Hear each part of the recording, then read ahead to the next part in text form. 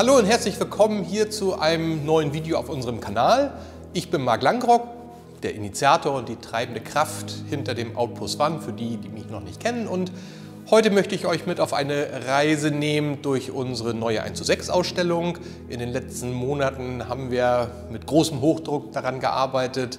Und ja, ich möchte euch einmal zeigen, wo wir im Augenblick stehen und ein bisschen was dazu erklären, wo wir hinwollen. Und ja, nehmen euch mit auf eine kleine Reise.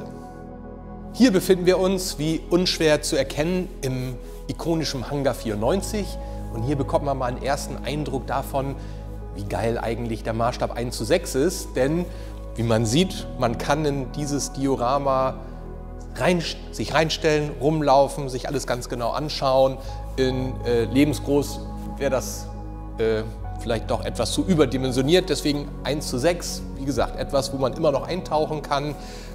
Und eben auch viele Details unterbringt, wie zum Beispiel hier in diesen Alkoven haben wir Treppenaufgänge realisiert. Hier kommen nachher noch die ganzen Türelemente rein und naja, nicht zu übersehen, unser Prunkstück hier in der Mitte, ein Falke. Maßstab 1:6 bedeutet 5,75 Meter Länge und ja, da kann man nachher einmal drum rumlaufen, sich alles ganz genau anschauen und hier hat halt unser Team in den letzten Wochen und Monaten viel Arbeit investiert. Allen voran unser Lukas mit seinen goldenen Händen, der hier vor allem die ganz fantastischen Putzarbeiten realisiert hat. Ich finde, das sieht ziemlich realistisch aus und ist wirklich mega gelungen. Und ja, kann es kaum erwarten, es zu sehen, wenn es fertig ist.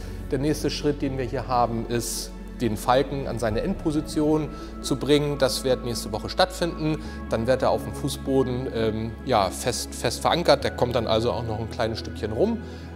Und dann wird der Fußboden hier aufgebracht und ja, dann erfolgt hier einmal der Grundanstrich. Man sieht es vielleicht schon, vielleicht in dem Licht schwer zu sehen, aber oben haben wir schon einmal die endgültige Grundfarbe aufgebracht und ja, so verwandelt es sich hier Schritt für Schritt weiter und so weit ist es nicht mehr hin, dass wir hier tatsächlich auch mit dem ersten Sneak mal ein paar Gäste durchführen können. Und ich bin echt schon mega gespannt, wie die Reaktionen sein werden. Ja, nachdem wir den Hangar verlassen haben, treten wir ein wenig tiefer in die Welt von Mos Eisley, dem berühmten Raumhafen, ein. Und ja, hier befinden wir uns inmitten einiger Bauten, in der wir die Stadt nachgebildet haben. Man fühlt sich so ein bisschen wie Gulliver auf Lilliput. Die Idee hinter dieser Ausstellung ist, dass die Gäste tatsächlich nachher durch die Straßen von Tatooine gehen dürfen.